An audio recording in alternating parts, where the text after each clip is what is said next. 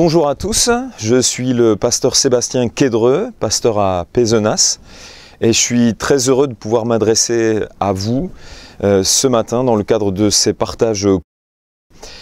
Pour commencer, j'aimerais vous lire un texte de la Bible. Considérons que la Bible est la parole inspirée de Dieu, et au travers de la Bible et de l'Écriture, eh bien, nous voyons ce que Dieu est capable d'accomplir. Nous voyons que Dieu se révèle de manière toute particulière. Et j'aimerais lire un texte avec vous dans le livre des Actes des Apôtres au chapitre 8 et à partir du verset numéro 26. Un ange du Seigneur s'adressa à Philippe et lui dit « Lève-toi, pars en direction du sud, prends la route qui descend de Jérusalem à Gaza, celle qui est déserte. » Il se leva immédiatement et se mit en route, et voici qu'il rencontra un haut dignitaire éthiopien, administrateur des biens de Candace, reine d'Éthiopie. Cet homme était venu à Jérusalem pour adorer Dieu. Il était sur le chemin du retour, et assis dans son char, il lisait à haute voix un passage du prophète Ésaïe. L'Esprit dit à Philippe: avance jusqu'à ce char et marche à côté de lui. Philippe courut et entendit l'Éthiopien lire dans le livre du prophète Ésaïe. Alors il lui demanda: comprends-tu ce que tu lis? Comment le pourrais-je, répondit-il, si je n'ai personne pour me l'expliquer? Et il invita Philippe à monter, s'asseoir à côté de lui. Or, il était en train de lire ce passage de l'Écriture, semblable à un mouton mené à l'abattoir, comme un agneau muet devant ceux qui le tondent. Il n'a pas dit un mot, il a été humilié et n'a pas obtenu justice. Qui racontera sa descendance? Car sa vie sur la terre a été supprimée. L'Éthiopien demanda à Philippe: explique-moi s'il te plaît, de qui est-il question? Est-ce de lui-même que le prophète parle ou de quelqu'un d'autre? Alors Philippe prit la parole et partant de ce texte, lui annonça ce qui concerne Jésus. En continuant leur route, ils arrivèrent près d'un point d'eau. Alors le dignitaire s'écria: voici de l'eau, qu'est-ce qui empêche que je sois baptisé? Si tu crois de tout ton cœur, tu peux être baptisé. Oui, répondit le dignitaire, je crois que Jésus-Christ est le Fils de Dieu. Aussitôt, il donna l'ordre d'arrêter le char. Philippe et le dignitaire descendirent tous deux dans l'eau, et Philippe le baptisa. Amen. J'aimerais m'arrêter, peut-être tout particulièrement, avec vous, sur le verset où il nous est dit que Philippe, lui annonça ce qui concerne Jésus. Une autre version de traduction de la Bible dit ceci: lui annonça la bonne nouvelle de Jésus-Christ, que l'Écriture qualifie également par la bouche de l'apôtre Paul, de la bonne nouvelle de la grâce de Dieu. La bonne nouvelle qui vient de Dieu et qui est en Jésus-Christ, c'est la bonne nouvelle de la grâce de Dieu pour tous les hommes pécheurs, perdus, corrompus par le péché.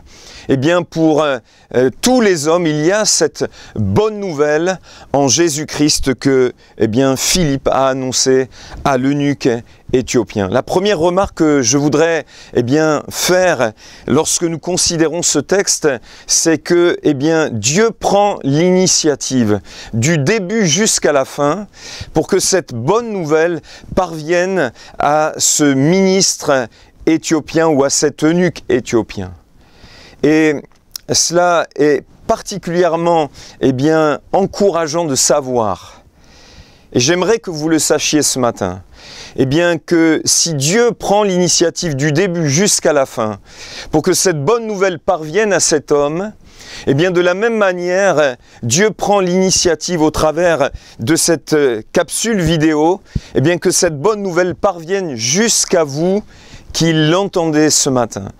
Si Dieu a pris l'initiative du début jusqu'à la fin, pour que cette bonne nouvelle parvienne à cet homme, eh bien il en fait de même encore aujourd'hui.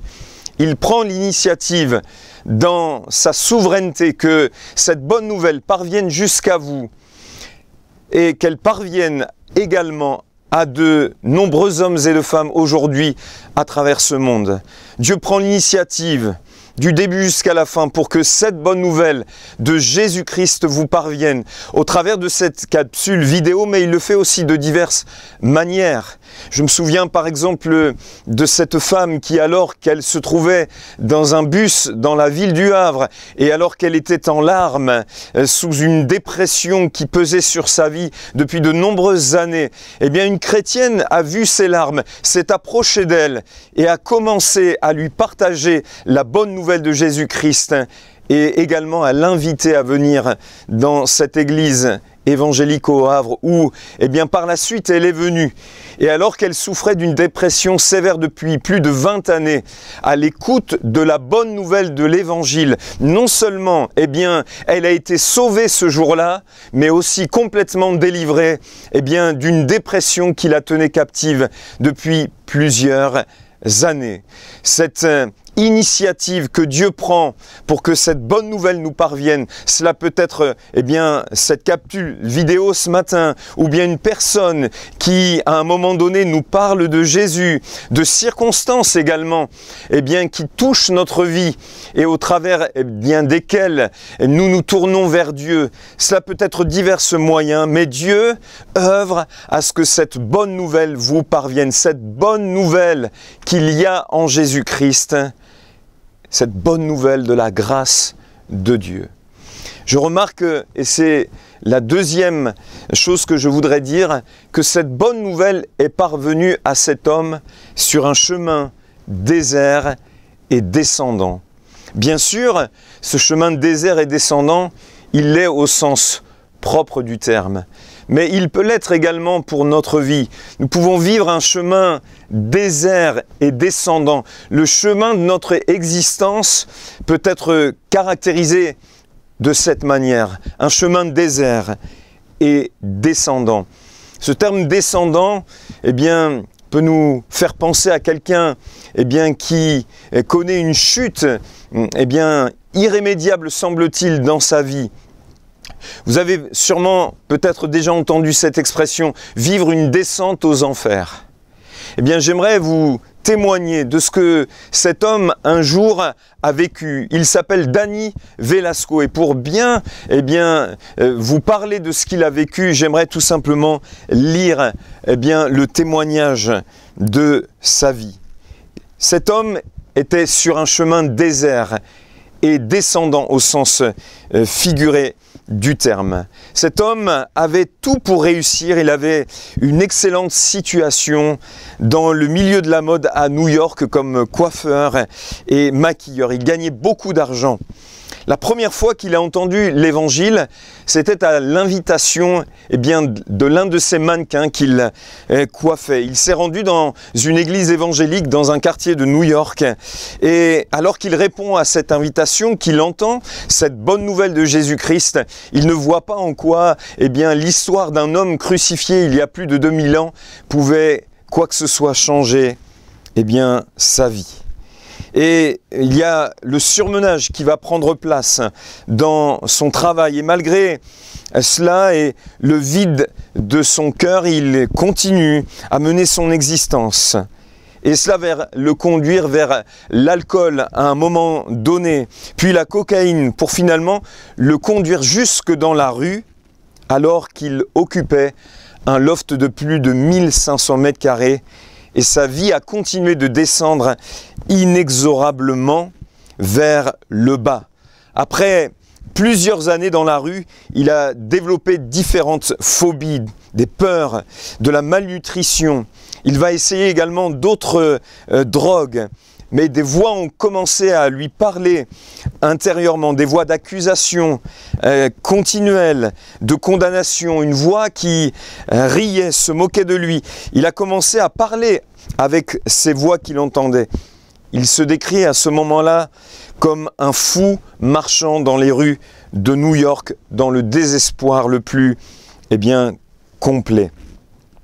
Presque mourant dans les rues de New York, il a été hospitalisé. Il avait l'hépatite A, l'hépatite B et l'hépatite C. C'est ce qu'il dit dans son témoignage que vous pouvez vérifier sur le net. Et se retrouvant sur un lit d'hôpital, ne savant plus vers qui se tourner, il a à un moment donné entendu dans cette voix d'hôpital, cette même voix qu'il avait entendue un jour, alors qu'il se trouvait dans cette église évangélique à New York pour la première fois. Et cette douce voix qu'il a entendue lui disait ceci: Danny, je veux te sauver, je veux te libérer, je veux t'affranchir. Et à ce moment-là, il a compris que Dieu était en train de lui parler et il a crié vers Dieu. Et il dit ceci à un moment donné, dans cette chambre, au comble du désespoir, la bonne nouvelle de Jésus est parvenue jusqu'à moi. Le Saint-Esprit m'a touché et m'a complètement libéré. J'ai su ce jour-là que Dieu sauvait ma vie et que Jésus-Christ, le nom de Jésus, m'avait complètement libéré et secouru dans ma détresse. Amen. Gloire à Dieu. C'est ce que vous pouvez vivre également. Enfin, j'aimerais terminer avec une troisième remarque, c'est que cette bonne nouvelle, elle est identifiée par le texte du prophète Ésaïe, chapitre 53, que Philippe va expliquer à cet eunuque éthiopien, à ce ministre. Et ce texte d'Ésaïe 53, cette bonne nouvelle pour nous, c'est que Jésus s'est livré lui-même à la mort, comme une brebis muette devant ceux qui l'attendent. Il n'a rien dit. Il a souffert, il s'est chargé, nous dit le texte d'Ésaïe, de nos péchés, de nos souffrances. Il s'est chargé de notre culpabilité.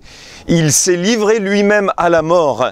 Il s'est offert en sacrifice, afin que par la foi en son nom, nous soyons pardonnés de nos péchés, libérés de la puissance du péché, que nous recevions par la foi en son nom, un cœur nouveau, alléluia, et que au travers de ce cœur nouveau que nous recevons, de Dieu et par la puissance du Saint-Esprit, nous vivions une vie nouvelle, nous héritions d'une vie nouvelle, alléluia. Dieu change des cœurs, et en changeant des cœurs, il change des vies, et ça c'est la bonne nouvelle de Jésus-Christ, c'est la bonne nouvelle qui est parvenue jusqu'à cet homme.